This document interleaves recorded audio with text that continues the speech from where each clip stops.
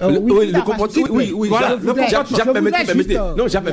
comportement des FCB, parce que le temps est parti aussi. Ah, les FCB, voilà, c'est... De Paul Hunkwe et de ses amis. Paul Hunkwe et ses amis, depuis... Est-ce qu'ils étaient à la mouvance, ou est-ce qu'ils étaient à l'opposition? Depuis toujours, FCB a été considéré comme, excusez de peu, un parti de l'opposition. Chauve-souris. Ah, d'accord. Ça dit ni chaud, ni froid. L'opposition dure. Donc, voilà. Sa position n'a jamais été claire. Non, l'opposition dure a toujours considéré ce parti-là comme une taupe. La mouvance l'a toujours considéré comme de l'autre côté. FCB aussi se considère comme opposant, mais modéré. Donc, c'est vrai, dans tout pays, il y a toujours des opposants modérés. Maintenant, c'est dans votre façon, il faut essayer de comprendre. Maintenant, là, on voit que c'est une dynamique fluctuante. Et FCBE a opté pour une dynamique qui pourrait l'arranger. On a dit tout à l'heure que la politique, c'est un jeu d'intérêt.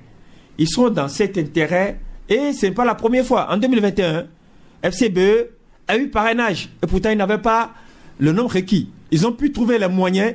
En fait, c'est là aussi de la négociation. Si vous êtes politicien, il faut savoir négocier. Ça dit, la fin justifie les moyens. Il faut avoir cette flexibilité, cette ouverture-là pour pouvoir avoir ce que tu veux, malgré ce qui est en face. Ils ont trouvé cette difficulté, cette façon de pouvoir franchir l'obstacle pour avoir tout à voilà, tant mieux. Mais si ça peut les arranger, c'est bon.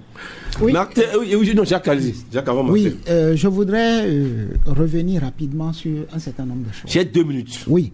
Parce que les auditeurs sont déjà là. En stratégie politique, je nous rappelle que la méthode de l'attaque est toujours la plus rentable que la méthode de la défense. Les LD, puisque c'est de ce parti qu'il s'agit, est dans une stratégie de défense et laisse son camp assiégé par l'adversaire. Pourra-t-il inverser la tendance? À nous de voir. À la dernière minute. À la dernière minute, à nous de voir.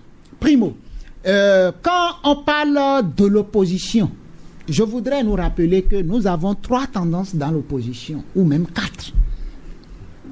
Il y a ce que Arnaud appelle l'aile dure. Or, ce n'est même pas l'aile dure. Je suis désolé. Ah bon, il y a une autre aile plus dure que oui, LD. Bien sûr. Encore que c'est LD, avant, c'est même la définition. C'est laissé, non?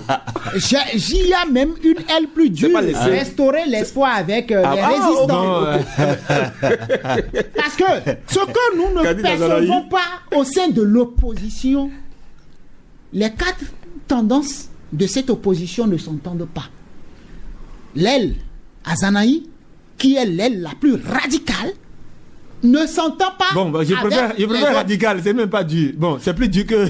Non, ne s'entend pas avec les autres. L'aile opposition, LD donc représenté par les L2 ne s'entend pas avec les autres.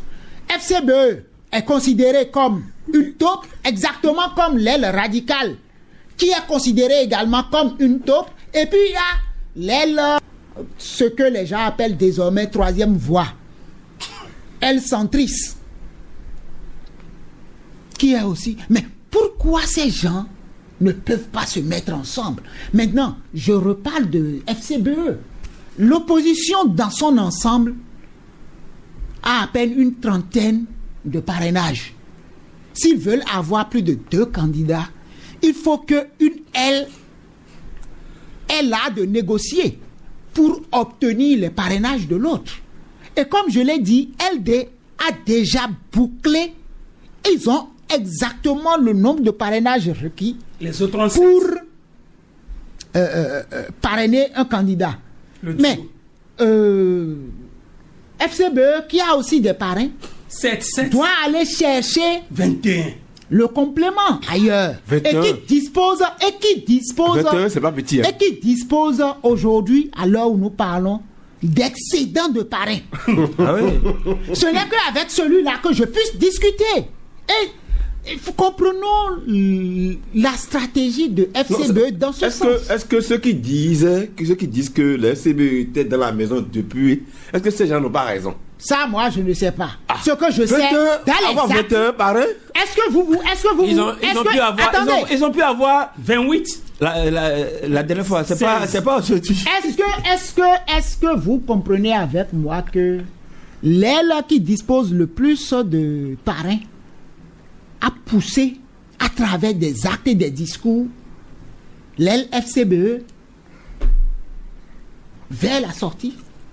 Lorsque chaque fois vous prenez le discours, lorsque dans vos actions, on vous dit, mais il y a l'autre partie de l'opposition, FCBE, vous dites non, FCBE, non, ça ne va plus exister d'ici à là. Et vous êtes convaincu, vous travaillez à ce que ce parti-là disparaisse. Vous pensez que celui-là va se croiser les bras et vous regardez? Et ils vont mettre en place leur stratégie pour vous nuire. Parce que vous devenez leur adversaire de facto. Donc Paul Onkpo est un stratège. Il est un stratège qui est en train de s'arranger pour avoir un ancrage. Merci à vous. La fin de cette émission, oui. Oui, je remercie les auditeurs. Mais les gens pensent qu'il faut aller dans leur direction, dans ce qu'ils pensent pour être vrai. Le Béninois, qui m'en excuse, mais les gens n'aiment pas la vérité. Ils aiment qu'on les caresse, qu'on leur dise ce qu'ils veulent entendre. Et ça leur paraît vrai. Qu'est-ce qu'on a dit? Que la politique est un jeu d'intérêt. Tout à fait. Si c'est faux qu'ils viennent dire que c'est pas un jeu d'intérêt, dites-moi. Contrat social au départ. Et vous ne pouvez pas respecter le contrat social, ça pose un problème d'éthique. Voilà. Soit. Je dis soit. Quelqu'un qui parle, je dis, respecter le contrat social, ça doit quand même suivre une certaine vision. Tout à fait. Une certaine conviction. D'accord. Maintenant, lorsque je constate que dans ma position, mon cœur ne suit plus, mes pensées ne suivent plus, c'est-à-dire une certaine vision, une certaine logique, je m'adapte. Ça ne sert à rien de rester dans la bipolarité. Et le type, il a constaté qu'il était qu'il est devenu, qu'il sera dans, et autant quitter. Il a remis son parrainage au président de son parti. Les Béninois, je le répète, les gens pensent qu'il faut l'intérêt général, selon eux, il faut être peut-être dans l'opposition pour défendre l'intérêt général. Ce n'est pas forcément ça. Lui, il pense que la façon dont il va défendre l'intérêt général, c'est de cette façon-là. Mais ce n'est pas la façon dont vous pensez. Ok, d'accord. Jacques, rapidement. Juste pour conclure, parce que le temps imparti est fini, je voudrais simplement nous rappeler que défendre l'intérêt de son groupe, c'est aussi être à l'écoute de sa base.